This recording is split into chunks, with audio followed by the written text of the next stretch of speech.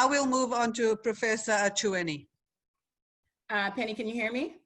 Yes, I can. Okay. Well, Penny, And so can everybody. Okay, Dara. I just want to start by thanking you for your leadership in putting this together. It's such an important topic and it deserves a space in our conference. So the first order of business is I want us to stop calling this police violence and to start calling it what it actually is. These are modern day lynchings. Historians define lynchings as a murder committed in public by 3 or more perpetrators for the purpose of administering justice or punishing an alleged crime without trial. George Floyd and so many other unarmed African Americans have been lynched. 4 police officers were involved in his death.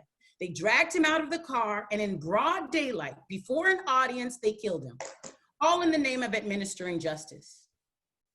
They issued the death penalty without a trial. Now, the term lynching may make us uncomfortable, but I need us to be uncomfortable right now. These are modern day lynchings. Now, I want to use the short time I have here today to address the uprisings that are occurring throughout America. And I intentionally use the word uprising, right? And not riot. Uprising is a popular revolt that attempts to overthrow a government or its policies. A riot is wanton or unrestrained behavior. This is an uprising. Many liberals, Black, white, Latino, Asian, Native, are condemning the violence. And to be fair, they're condemning all violence, right? And if you're in this category, you agree that the police murders are wrong and the burning of police stations is wrong and the looting of stores is wrong. You believe that this is all senseless and achieves nothing. So be honest, if this is you, my comments are tailored to you. So the question shouldn't be, why are these protesters looting and burning buildings? The question should be, why would the protesters not loot? People follow rules because they're complying with the social contract that governs society. But in the space of just 30 days, African Americans have had to watch 6 unarmed Black people killed in cold blood by the police. And these are just the killings that were filmed. What about all the other killings that weren't filmed? And this has now been happening for centuries.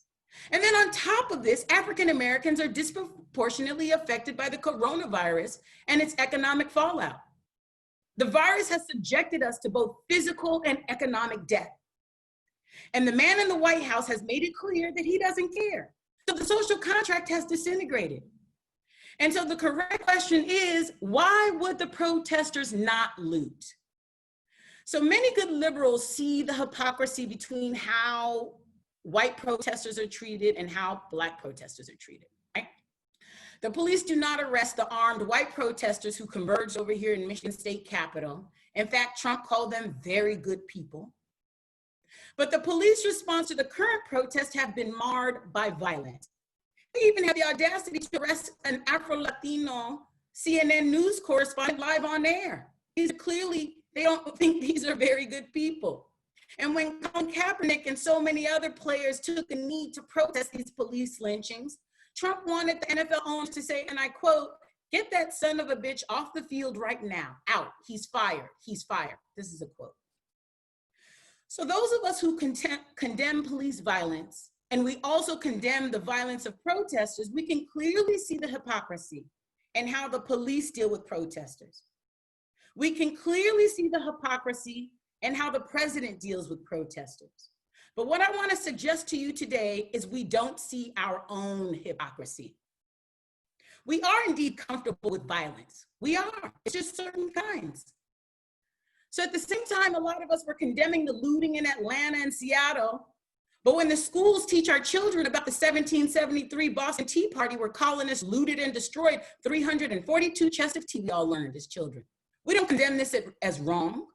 We don't say this was senseless violence.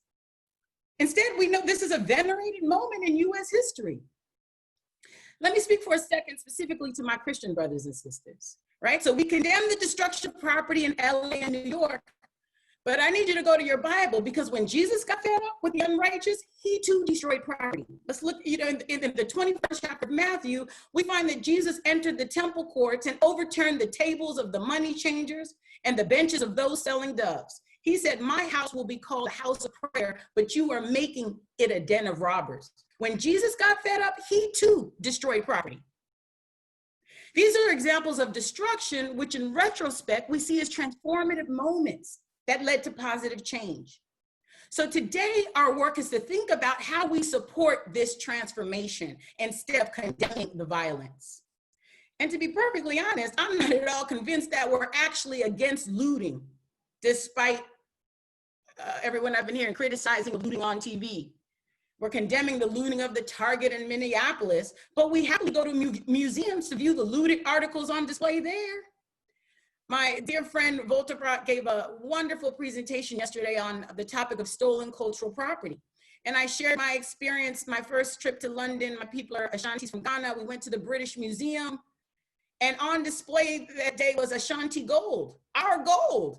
My aunties made the biggest fuss you could ever imagine. They were hollering and cursing, "That's our gold, that's our gold." I was a child, so I was just embarrassed. But now, what I remember most about the moment is everyone, my aunties were kicking up, they were raising high hell, but everyone else was silent. So if you're condemning the looting in Minneapolis, but you're walking into these museums and being silent, right? If we're really against looting, why do we continue to go to museums? I'm not convinced we're really against looting. So for those of us who condemn police violence, and we also condemn the violence of the protesters, is that actually true? Are we really condemning all violence? We go to museums and view looted property without raising a fuss. We consider the Boston Tea Party a venerable moment in US history. We don't condemn Jesus for throwing over the tables. Although we say we condemn all violence, I just don't think that's true. We're comfortable with certain types of violence and not others. That's what's actually happening here. We're more comfortable with civilized resistance, like here. We're all in a Zoom meeting and we're talking about this like rational people. But what we're not comfortable with is uncivilized resistance in the form of burning and looting. We want to deal with these lynchings in a civilized manner. But when civility leads to death, incivility is the only option. So instead of condemning the looting and burning, we have to make space for this incivility. We have to make rooms in our hearts and our minds for all kinds of protests, not just the types of protests we feel comfortable with, but also the kinds of protests that make us feel uncomfortable, because right now, I need us all to be uncomfortable. I'll stop there. Thank you, Bernadette.